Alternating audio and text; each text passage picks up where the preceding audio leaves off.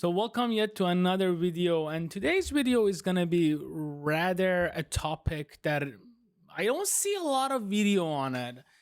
And I decided to bring this up with you guys, and that's having sex. Having sex when you're non-binary or when you don't feel comfortable with your body. What do we do?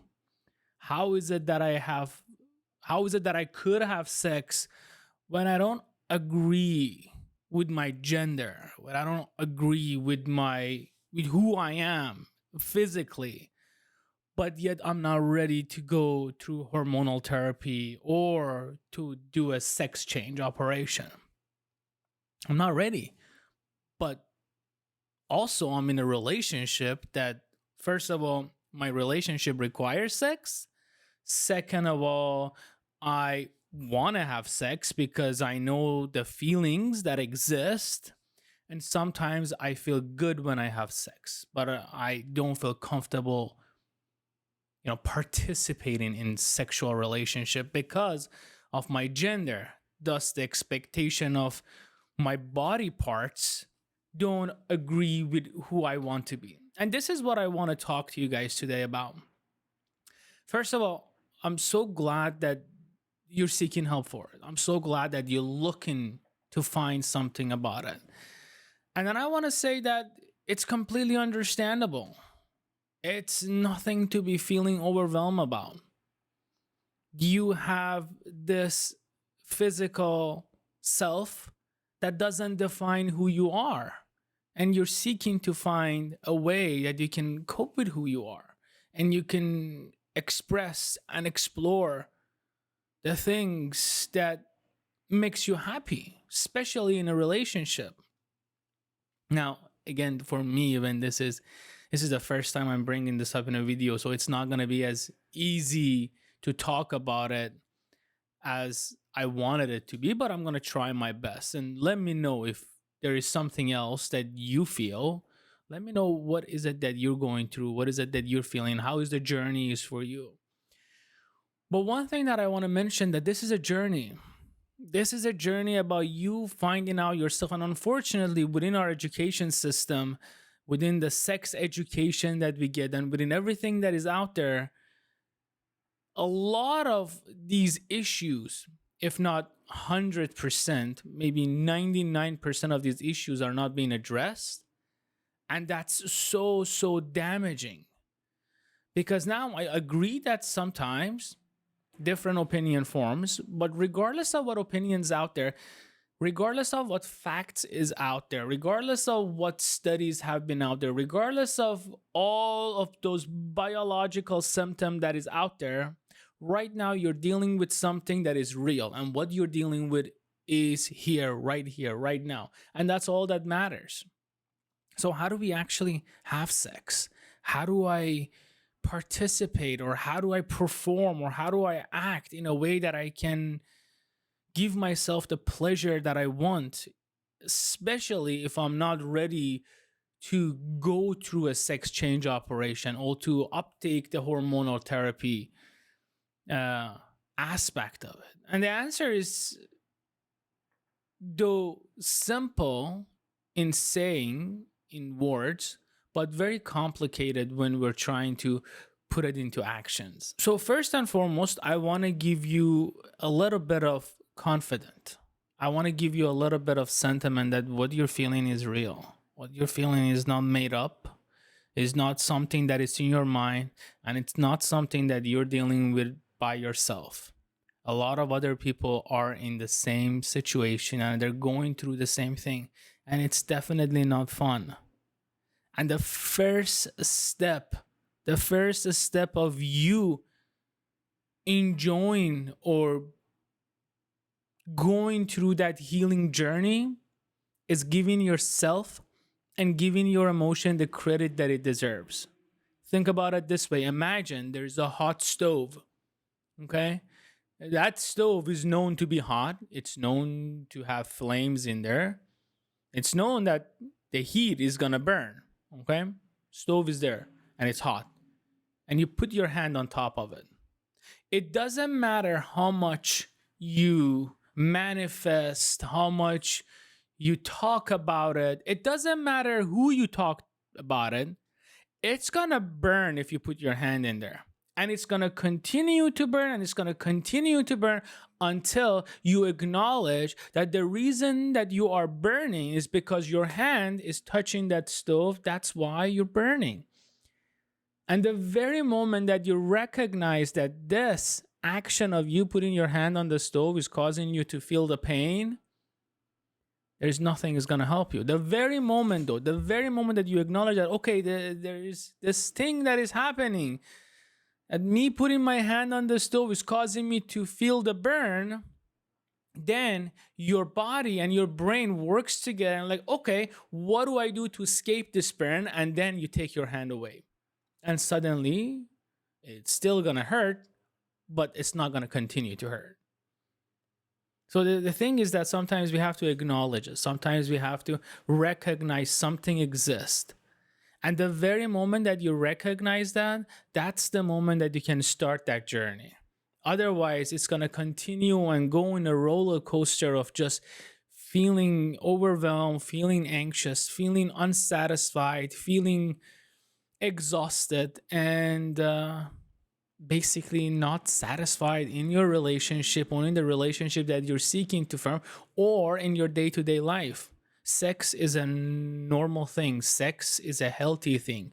Sex is something that gives you pleasure. It's something that gives you motivation. It's something that gives you power to be who you want to be. And if you are unable to explore and express yourself sexually because of your gender, because of the physical form that you are trapped into, you don't have to discredit yourself. You have to recognize that you matter. You recognize something is not right, and you're taking a step to help yourself through that journey. Now, but what do I do? How do I cope with this feeling that is inside of me? How do I have sex? How do I express myself if I'm, for example, in a female body, but I don't feel as I'm a female? How can I take intercourse? And sometimes when I'm having sex with another female, it doesn't feel natural. Something is not right because I cannot express myself sexually in a way that a male would express themselves sexually, because I'm trapped in a female body. Again, all of those biological, all of those things aside, focus on yourself. And I'm going to give you a little bit of analogy, okay? Use this analogy for yourself. Now, during this video, I'm going to give you the answer to the analogy, but I want you to kind of ask yourself these questions, okay? So imagine that you are very, very hungry. It's maybe 1 o'clock at night, 1 a.m., and you made a reservation for this restaurant that you want to go to. Now, this is a very, very fancy restaurant. You've been looking forward to it, and you really want to go there. So you make this reservation, you go to the restaurant, you sit down, and everything, all the meals that are there for you to eat is pre-selected. It's pre-made, because of how fancy the restaurant is. Now, don't get lost in the detail, but okay, let's say you have all of this. So you're sitting down, you're eager to eat, and they bring you your food. The appetizer is beautiful, is wonderful. You're enjoying it.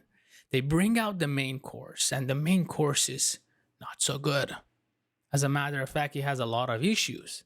Your steak is undercooked, or your vegetable is not the way that it should be, and it doesn't feel good.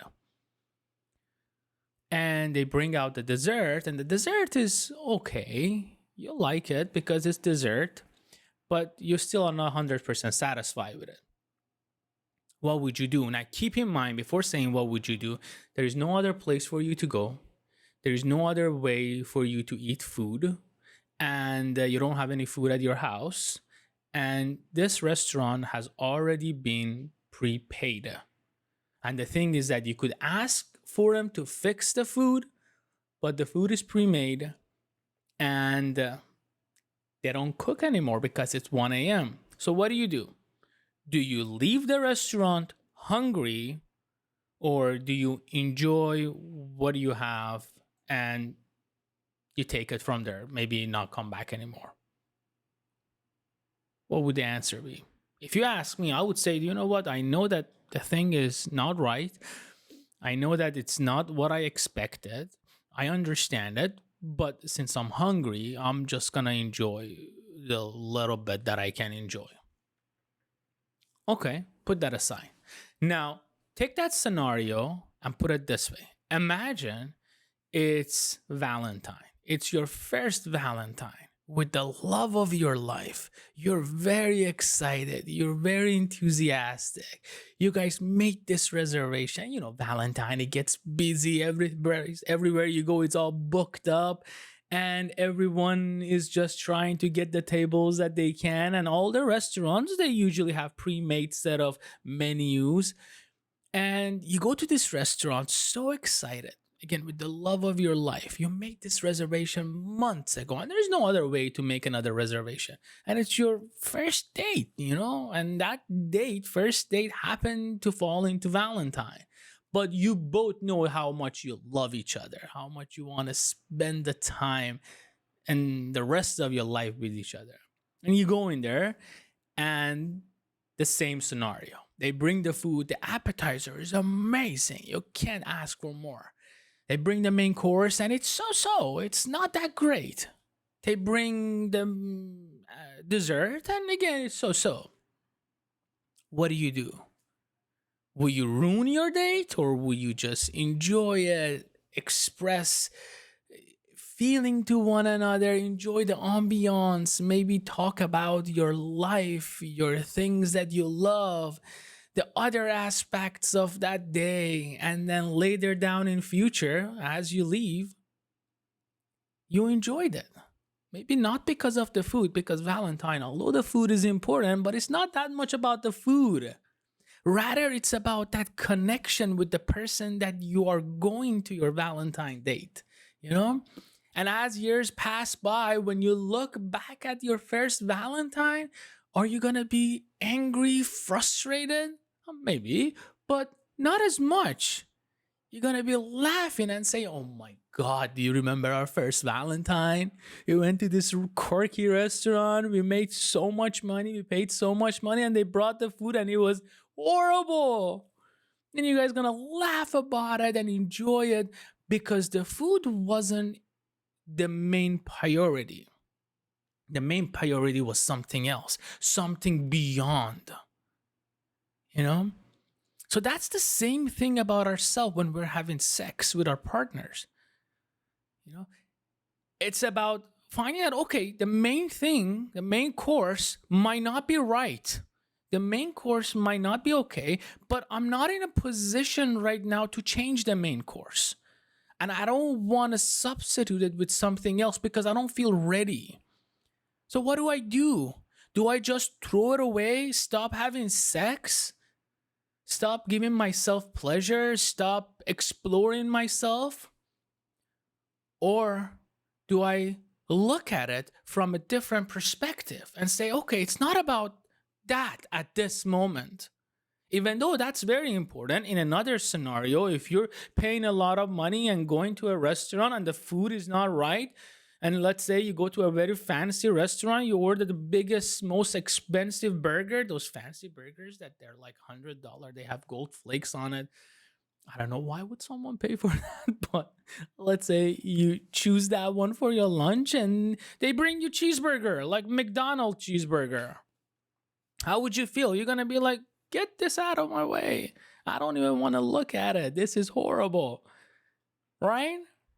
Because then at that point, you have an option to say, you know what? I'm not going to eat this. I'm not going to pay for this. And you're going to go somewhere else. But sometimes in life, because of the situation and because of the circumstances, we're not able to make those substitutions. We're not able to make those little adjustments. And we have to work with what we have. There's two things we can do. We could either ignore it and suffer in silence, hungry, or we could say, do you know what? I'm going to explore this and I'm going to experience this and I'm going to go through this and I'm going to find every single little tiny piece that I love about it. And maybe then we're able to make something out of it, something beyond what it was. Just like your sexuality, you don't feel comfortable with your sex, you don't feel comfortable with your body, you don't feel comfortable with the parts that you have because this doesn't represent you. Okay, you're not ready for the change. You haven't thought it through, whatever the reason might be. At this time, change is not an option for you. Maybe later down the line, the option comes and you're able to make that change, you're able to make that adjustment. Fantastic. But what do I do at this time? Okay. The next time you go to have sex, or the next time you and your partner are getting together, or the next time you are pleasing yourself, you are masturbating, you're expressing yourself. And I know this sounds really, might not sound good at the beginning or might sound bad, but have this. Have a little sex notebook, sex journal, and then write down everything that you like. Every position, everywhere that you touch yourself and you like it, every position that your partner touches you, every position that gives you that satisfaction, every part of you that gives you that electrocute feeling that just goes through your body and you feel warm, everything that makes you excited, everything that makes you,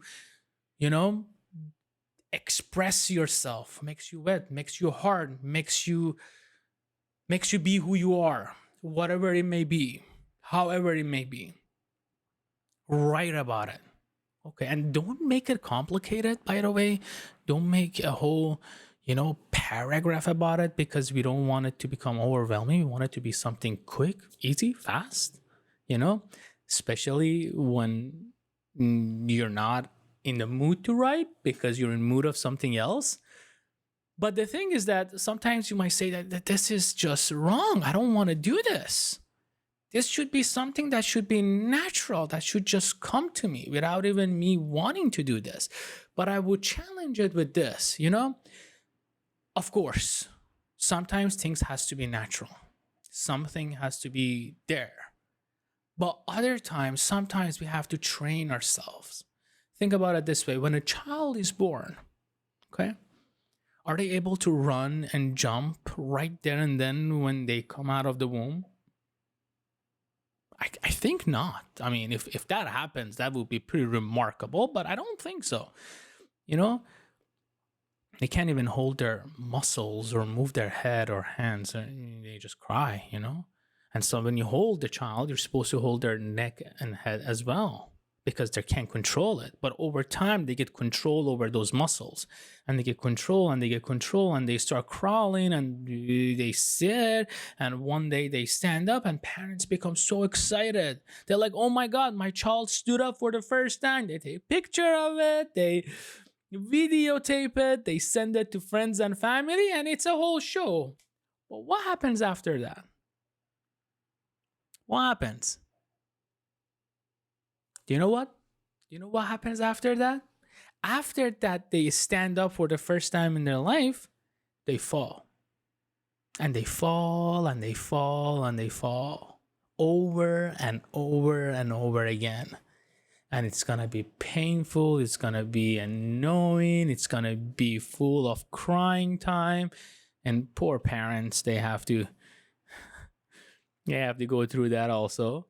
But the thing is that child sees that shining cookie jar or shiny thing on the counter and they want to reach it. They have a goal. So they will try and try again and they will try to reach that jar. And that's why they baby-proof the house, because the child sees something shiny and they want to reach it. So they don't care about the pain. They go through the pain. They love the pain. They embrace the pain until one day they will able to run, jump, hike, and do everything that they want. And one of these days, with enough practice, that child who wasn't able to hold their neck, one day will be able to run a marathon, join a football team, play a professional sport, and win an Olympic medal or win the World Cup.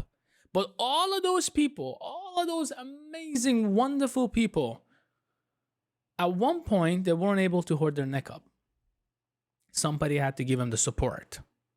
Sometimes support comes automatically. Sometimes those things come. But other times we have to train ourselves. And that's the same thing with sexuality. If you don't feel comfortable, sometimes you have to train yourself. Sometimes you have to train your body. You have to train your emotion. Let them know of what is it that makes it good, what is it that makes it bad. And maybe that might help you to make your decision to either if you want to have the sex change operation, or if you want to go to hormonal therapy, or no, if you like to explore yourself in this direction for time being. Whatever that may be, that's a different, whole another different topic that if you want, I could make another video about it.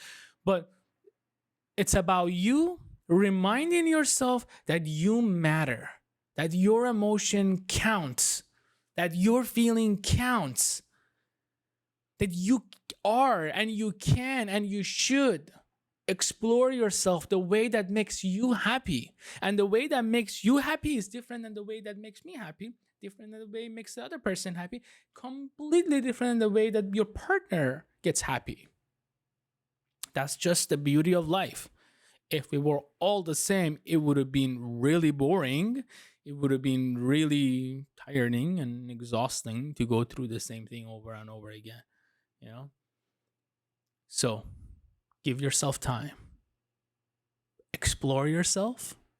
Express yourself. Acknowledge yourself. Acknowledge what you have. Explore what you have. Find little things that makes you excited, makes you going, keeps you going. Take a note of that, and then do that, and then do that, and then have your partner do the same thing. Okay, what I have this thing makes me kind of excited. This thing kind of makes me, happy. How can I use this to give you the pleasure that you want? And then do the same thing. Go through it. And then one of these days, after you gave it enough time and you went through it, all of a sudden you see that you're not even using this. You put that aside and you just keep going at it. Why? Because now it became second nature. Now you connected with yourself so deeply and profoundly that you could just explore yourself. And say, okay, I like this. Let's add a little bit of a twist to it. Let's do this to it. Let's add a little bit of the other aspect of it to it. And over time, things will change. But the goal is to give yourself time, to give yourself acknowledgement, to give yourself recognition, to make note of it, and to explore it. I hope that at least this was helpful. At the beginning, it was a little hard for me to kind of express it and talk about it. But if you stay till the end, I love it. I love you. Thank you. Remember, your mental health matters. You matter. And that the only thing that makes you who you are is your uniqueness. Explore that, express that, acknowledge that, and embrace it. Because nothing matters more than you do.